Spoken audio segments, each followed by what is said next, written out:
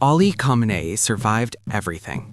Assassination attempts, economic warfare, 2 Israeli air campaigns. What he didn't survive was feeling safe. You've been watching him for 8 months. Every camera, every phone call, every motorcade through every street in Tehran. You know something even his own security detail doesn't know yet. This morning, he's going to make a mistake. And you've already told the pilots. Chapter 1. The Hunt. You are a CIA analyst, not a field operative, not a soldier, not a pilot. You are the person behind every one of those people, the one who finds the window. For 8 months, your entire existence has been one man, Ali Khamenei, Supreme Leader of the Islamic Republic of Iran, 85 years old, in power since 1989. The single most consequential figure in the Middle Eastern geopolitics for the last 3 decades, and the most difficult human being on earth to kill.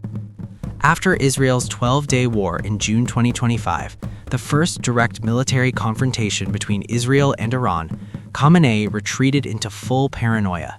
He stopped gathering with senior officials, eliminated predictable routines, compartmentalized everything. His bunker was so deep beneath the compound that the elevator took more than 5 minutes to reach it, making opportunities to strike extremely rare. 5 minutes. That elevator had been saving his life for years, because a strike requires confirmation, transmission, authorization, execution. 5 minutes was always just enough time to disappear. So you stopped trying to find where he hid. You started finding where he felt safe. Chapter 2. The Surveillance. Israeli intelligence hacked almost all traffic cameras in Tehran to continuously spy on Khamenei and his security detail. You are watching him through his own city's eyes. Every camera on every street his motorcade uses, every intersection, every building entrance, every face in his security detail mapped, identified, tracked, cataloged. Israeli forces utilized unprecedented access, along with mobile phone interceptions and social network analysis, to track Khamenei's movements in real time. His security detail's phones are compromised, their communications intercepted, their schedules known to you before they are known to the men living them.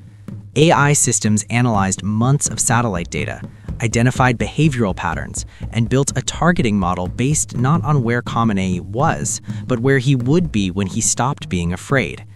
8 months of data, thousands of hours of footage, one pattern emerging from it all. Khamenei is most vulnerable when he believes the threat has passed.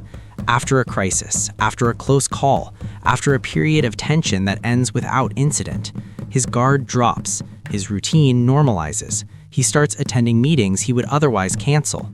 The 12-day war ended in June 2025 with a ceasefire. 6 months of relative quiet followed.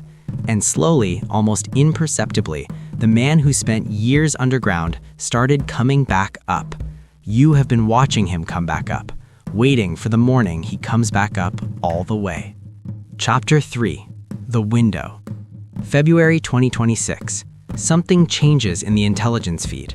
Iranian senior political and military leaders rarely gathered in the same place with the Ayatollah, but intelligence revealed they planned to meet at separate sites on a Tehran compound, home to the offices of the Ayatollah, the Iranian presidency, and the national security apparatus.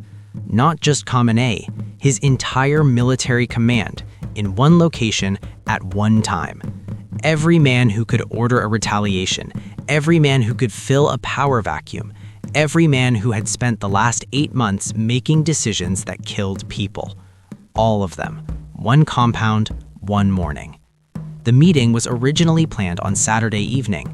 Israeli intelligence learned it was taking place earlier than scheduled, in the morning, triggering the military commander to move the strikes forward immediately. You have hours, not days. The CIA passed its intelligence, described as offering high fidelity on Khamenei's exact position, directly to Israel. High fidelity. In intelligence terms, that means one thing. Not approximate, not estimated, not probable. Precise. Intelligence officers identified the critical vulnerability, the 5-minute elevator ride to the bunker. Khamenei felt less vulnerable during daylight hours. He let his guard down. He was at his desk, not in the bunker, at his desk, working in a building his enemies had been watching for 8 months. You make the call. Chapter 4: 30 Bombs. February 28, 2026, 6 a.m. Israel time. In broad daylight, Israeli warplanes fire into the compound in the opening salvo of a coordinated wave of strikes. Equipped with precision-guided munitions and long-range missiles, all 3 sites with leaders present are hit simultaneously. Simultaneously, not sequentially. 3 buildings, 3 sets of targets, 0 seconds between the first and last strike. Israeli forces disable roughly a dozen mobile phone towers in the vicinity, making lines appear busy, ensuring Khamenei's security team receives no advance warning of incoming munitions. His security detail's phones show nothing but a busy signal. Their radios are jammed. Their cameras, the ones they control, go dark. Israeli jets drop 30 bombs on the site, along with Blue Sparrow air-launched ballistic missiles. 30 bombs, 1 compound, 1 morning. At 9:40 a.m. Tehran time, Iranian state media goes silent. The silence lasts 22 minutes. Then, the announcement nobody in that building was supposed to have to make. Ayatollah Ali Khamenei is dead. Iranian state media confirms it. The Islamic Republic news agency states his death resulted from an Israeli airstrike. He was at his office within his residence, not in a hiding place. He was at his desk, working, feeling safe. Chapter 5: The Kills. Khamenei is not the only one who doesn't walk out.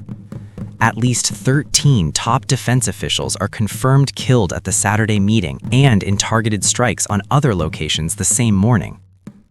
Mohammad Pakpour, commander of the IRGC, Aziz Nasirzadeh, defense minister, Ali Shamkhani, head of the National Defense Council, Sayed Majid Mousavi, commander of the IRGC Aerospace Force, Abdul Rahim Mousavi, chief of staff of the Iranian Armed Forces. Every man responsible for Iran's military decisions, every man capable of ordering a coordinated retaliation, gone before Tehran wakes up. Khamenei's daughter, his son-in-law, his grandchild, his daughter-in-law, all killed in the strikes. His wife dies from her injuries on March 2nd. On the streets of Tehran, the city splits in 2 simultaneously. In Tehran, people filmed cheering as a statue of Khamenei is toppled. Security forces deploy and open fire on celebrants. Simultaneously, thousands pour into the streets in mourning. Pro-Iranian protests erupt across multiple countries. A nation of 90 million people, divided in real time by the death of one man, at his desk. Chapter 6: The Vacuum. Iran has no supreme leader for the first time in 36 years. Per the Islamic Republic's constitution, a 3-person temporary leadership council is formed immediately. President Pezeshkian, Ayatollah Ali Reza Arafi, Ghulam Hossein Mohseni Ejei, head of Iran's judiciary. 3 men, none of them Khamenei, none of them carrying his authority, none of them holding the Revolutionary Guard's loyalty in the way one supreme leader could. The IRGC and Iran's armed forces and their vast economic assets will not simply melt away. Even if they fracture, they will not disappear. Iran retaliates. Strikes across the Gulf, including in Abu Dhabi and near U.S. military bases across the region. Between February 28th and March 4th, Iran launches more than 90 attempted strikes against Israel. Around 20 directly hit civilian areas. At least 10 people killed. But the command structure giving those orders is a committee reading from a constitution in a compound that still has smoke rising from it. Back in Langley, you are watching the satellite feed. The compound, the smoke, the confirmed kills. Senator Tom Cotton, chairman of the Senate Intelligence Committee, speaks to CBS News. The location and intentions of the supreme leader are obviously one of the highest priorities of our intelligence community. Clearly, this operation is driven by intelligence collected by Israel and the United States, proving once again that our nations have capabilities no other nation on Earth has. You spent 8 months watching a man through hacked traffic cameras, through intercepted phone calls, through behavioral patterns that told you not just where he was, but when he would feel safe enough to stop hiding.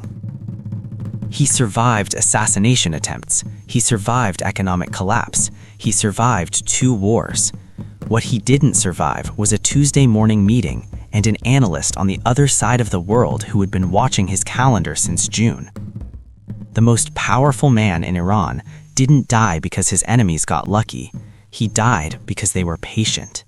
And the moment he forgot to be afraid, they were already there.